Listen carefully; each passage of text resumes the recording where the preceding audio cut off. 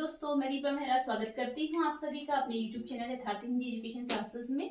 आज का हमारा टॉपिक है आचार्य रामचंद्र शुक्ल जी से संबंधित, जो कि रामचंद्र शुक्ल के द्वारा हिंदी साहित्य के इतिहास के काल विभाजन से संबंधित है। इन्होंने अलग अलग कालों को क्या नाम दिया, इसके बारे में हम पढ़ेंगे।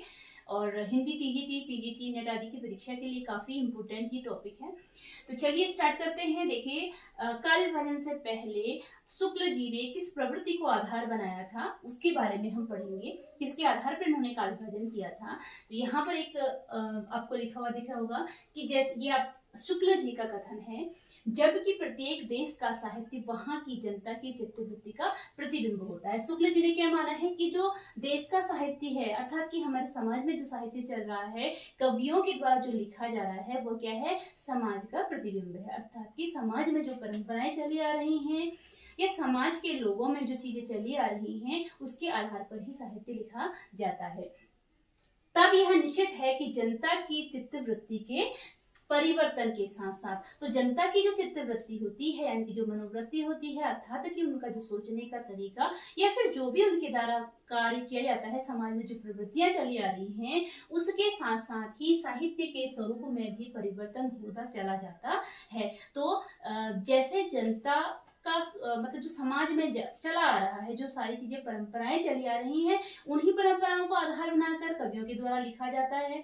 ठीक है, जिस प्रकार का समाज होता है तो उसी के आधार पर लिखा जाता है। तो अगर लोगों की चित्तवृत्ति में परिवर्तन हो रहा है तो स्वाभाविक ही है क्या हो जाएगा कि साहित्य के स्वरूप में भी परिवर्तन होता चला जाएगा।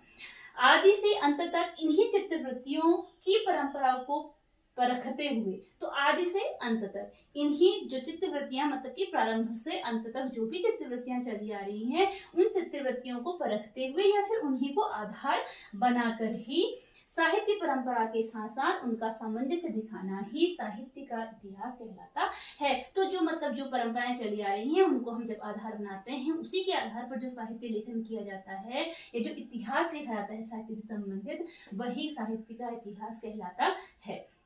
तो जैसे जैसे लोगों की वृत्तियों में परिवर्तन हुआ, उनकी सोच में परिवर्तन हुआ, समाज के परिवेश में परिवर्तन हुआ, परंपराओं में परिवर्तन हुआ, उसी के आधार पर कालों में भी परिवर्तन हो गया। तो अब देखिए, शुक्ल जी ने हिंदी साहित्य के 900 वर्षों के इतिहास को 4 कालों में विभक्त किया है। तो जो 900 वर्षों का इतिहास है, इसे शुक्ल जी ने 4 कालों में विभक्त किया है। पहला आता है आदिकाल, जो कि सार्वभौमिक है, मतलब कि आदिकाल अधिकतर कवियों के द्वारा आदिकाल ही नाम स्वीकार किया गया है। शुक्ल जी ने इसे नाम दिया है वीरगाथा काल। शुक्ल जी ने आदिकाल को नाम दिया है वीरगाथा काल, जिसका समय रहा है संवत 1050 से 1375।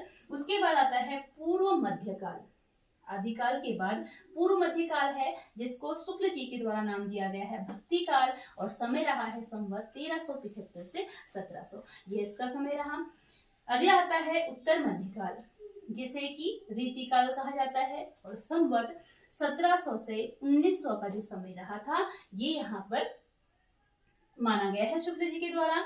उसके बाद आता है अगला आधुनिक काल, जिसे कि नाम दिया है गद्य काल, और संवत 1900 से 1984 का जो समय रहा, यह गद्य काल के अंतर्गत रखा गया है। तो आदिकाल को वीरगाथा काल नाम देने का कारण क्या था, जो इस समय की वीर ग्रंथ लिखे गए थे, वीरतापूर्ण जो रचनाएं लिखी गई थी, तो वीर रस से भरी जो रचनाएं लिखी थी, उसको इन्होंने आधार बनाया था। भक्ति काल में भक्ति भाव से संबंधित रचनाएं लिखी, रीति काल में रीति निरूपक ग्रंथों की रचना की गई है जिसमें, और जो गद्य काल है, इसमें फिर आधुनिक गद्य की बात होती है, गद्य से संबंधित रचनाएं हैं। अब देखिए, शुक्ल जी ने 12 पुस्तकों के आधार पर आदिकाल को वीरगाथा काल नाम दिया। तो इन्होंने सबसे पहले, हम वीरगाथा काल की जब बात करते हैं, तो शुक्ल जी ने इसमें कुल मिलाकर 12 पुस्तकों को आधार बनाया है। इन्होंने आदिकाल को वीरगाथा काल कहने के लिए 12 पुस्तकों को आधार बनाया है, इसलिए इस आधार पर इन्होंने इसे वीरगाथा काल नाम दिया है। और इसमें से जो साहित्यिक पुस्तकें हैं, जो पूरी 12 पुस्तकें हैं, इनमें से साहित्यिक पुस्तकें 4 हैं, जबकि देश भाषा काव्य की जो पुस्तकें हैं, उनकी संख्या है 8। ठीक है, तो जो 12 पुस्तकें इन्होंने वीर गाथा काल नाम देने के लिए आधार बनाई है। इसमें साहित्य की पुस्तकें 4 हैं और देश भाषा काव्य की पुस्तकों की संख्या 8 है। अब हम पढ़ते हैं इन 12 पुस्तकों के बारे में कि कौन कौन सी 12 पुस्तकें हैं जिसके आधार पर इन्होंने वीर गाथा का नाम दिया है। वीर गाथा का नाम देने का आदिकाल को कारण जो था उसके पीछे पुस्तकें थी, जिसमें साहित्यिक पुस्तकें हैं और देश भाषा काव्य की पुस्तकें हैं। तो साहित्यिक पुस्तकों में विजयपाल रासो आता है, हमीर रासो आता है, कीर्तिलता और कीर्ति पताका, ये 4 पुस्तकें आ गई। साहित्यिक पुस्तकों में विजयपाल रासो, हमीर रासो, कीर्तिलता और कीर्ति पताका। आप इसे ऐसे भी याद कर सकते हैं, विजय प्राप्त कर ली हमने कीर्ति लता पर कीर्ति पताका फहरा के।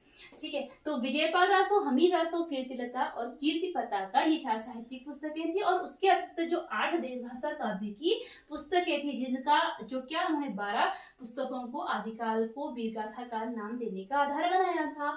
तो उनमें से 4 पुस्तकें ये रही और 8 पुस्तकें जो वे हैं उनमें है खुमाल रासो, विचल देव रासो, परमाल रासो, पृथ्वीराज रासो, जय मयंक जस चंद्रिका, जय चंद्र प्रकाश, खुसरो की पहेलियां और उसके बाद विद्यापति पदावली। ठीक है, विद्यापति के द्वारा जो पदावली लिखी गई थी वो इसका आधार थी। तो इसमें माना जाए इन्होंने अपने इतिहास ग्रंथ को लिखने में स्वयं भी इस बात को स्वीकार किया है कि इसमें जो अंतिम 2 को छोड़कर और एक विजयपाल रासो को विशल देव रासो को छोड़कर बाकी सारे वीर गाथा काव्य है। विशल देव क्या है, ये श्रृंगार परक काव्य है ना। तो इनको छोड़कर बाकी जो है वीर रचना से, वीर रस से संबंधित रचनाएं हैं।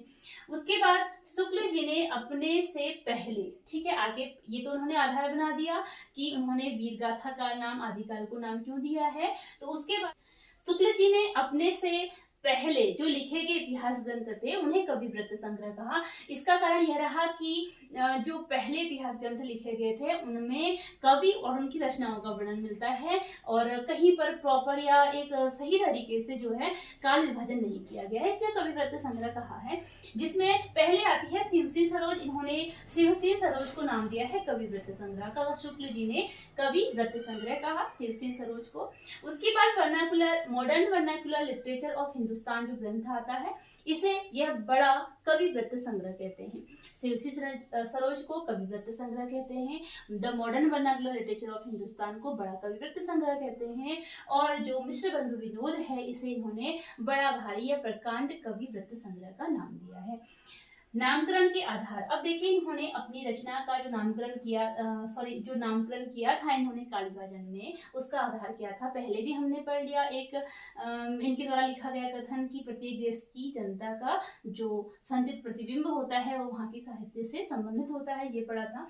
तो उसी के आधार पर अब देखिए इसमें जो नामकरण का आधार है, एक तो काल विभाग के भीतर प्राप्त होने वाली विशेष ढंग की रचनाओं की प्रचुरता, मतलब कि एक विशेष काल के भीतर जो रचनाएं प्राप्त हुई हैं, एक विशेष समय के भीतर जो रचनाएं प्राप्त हुई हैं उनमें जो प्रचुरता रही है, उनके विशेष ढंग की रचनाओं की प्रचुरता का मतलब है अधिकता। जिस प्रकार के ग्रंथ अधिक पाए गए उस ग्रंथ के आधार पर ही, जैसे वीर रस से संबंधित एक ग्रंथ पाए गए तो वीर गाथा काल नाम दिया गया, भक्ति रस से संबंधित अधिक ग्रंथ पाए गए तो भक्ति काल नाम दिया गया। तो जो प्रचुरता मिली, जो अधिकता मिली ग्रंथों की, उनके आधार पर ही और उनके स्वरूप के अनुसार, जो उनका स्वरूप रहा, जिस ओर उसका झुकाव रहा, उसके आधार पर इन्होंने नाम दिया। और दूसरा रहा कि ग्रंथों की प्रसिद्धि के आधार पर कि कौन सा ग्रंथ अधिक प्रसिद्ध है, मतलब कि प्रसिद्धि का आधार, जब जो ग्रंथ लिखा गया है अगर उसकी प्रसिद्धि हुई है अर्थात कि वहां की समाज के द्वारा उसे पसंद किया गया है, तो मतलब कि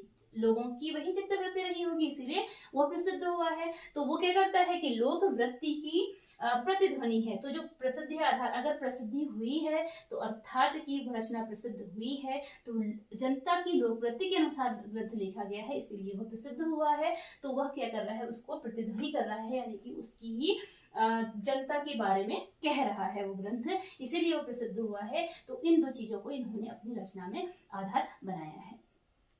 तो ये हो गया कि क्या करा, एक तो जो एक संग्रह है इनको उन्होंने अलग अलग नाम दिए हैं, जैसे कविवृत्त संग्रह कहा और बड़ा कविवृत्त संग्रह कहा, बड़ा भारी कविवृत्त संग्रह कहा। तो यह भी आपके क्वेश्चन बनते हैं। तो यहाँ तक हमने पढ़ लिया आचार्य शुक्ल जी के द्वारा लिखे गए ग्रंथ, उनके आधार, काल विभाजन के बारे में। और अगली क्लास में कुछ अगले टॉपिक के साथ हम मिलेंगे। अगर आपको वीडियो पसंद आई हो तो चैनल को सब्सक्राइब जरूर कीजिएगा और लाइक शेयर भी कीजिएगा। धन्यवाद।